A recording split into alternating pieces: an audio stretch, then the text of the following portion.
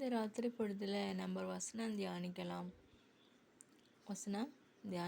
இந்த ராத்திரி பொழுதில் நமக்கு ஆசீர்வாதமான ஒரு வசனம் ஆண்டவர் தருகிறார். இந்த வீடியோ எல்லாருக்கும் பார்க்கும் பொழுது லைக் சப்ஸ்கிரைப் பண்ணுங்கள். சங்கீதம் 67 6 வசனம் 6-7 வசனம். சங்கீதம் 67 6-7 வசனம்.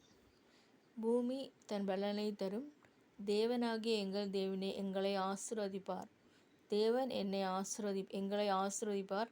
பூமியின் எல்லைகள் எல்லாம் அவருக்கு பயந்திருக்கும்.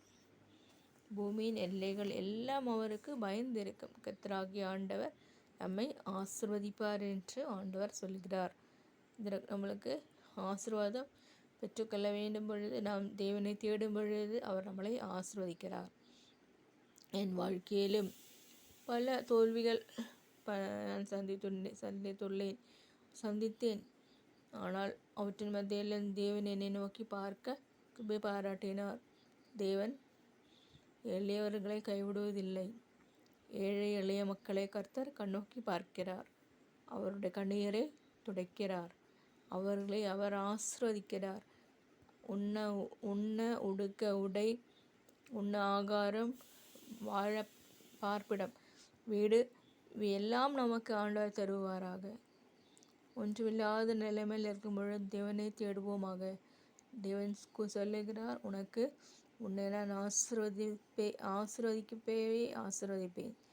உன்னை ஆசீர்வதிப்பேன்.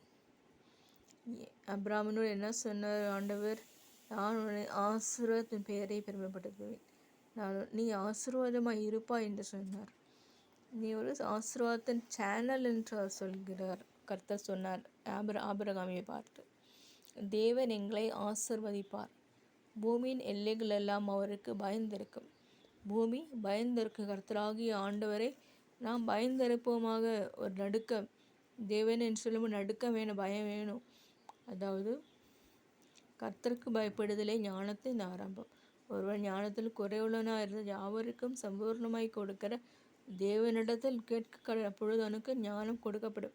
என் வாழ்க்கையில் கேட்க தவறிவிட்டேன். என் சொந்த புத்தியில் யோசித்தேன். தப்பாக எனக்கு தெரிந்தது. சொந்த புத்தியில் நம்ம நினைக்கக்கூட, சொந்த புத்தின்னு சாயாமல் நாம் தேவனை தேட வேண்டும். நான் ரொம்ப லேட்டாக புரிந்தேன். என் சொந்த புத்தியில் நடக்கும் பொழுது நாம் தோல்வி அடைகிறோம். நான் தோல்வி அடைந்தேன். அதனால் இப்பொழுது வசனத்தை உறுதியாக பிடிக்கிறேன். தேவனே என்னை ஆசீர்வதியும் என்று நான் ஆண்டவரோடு மன்றாடுகிறேன்.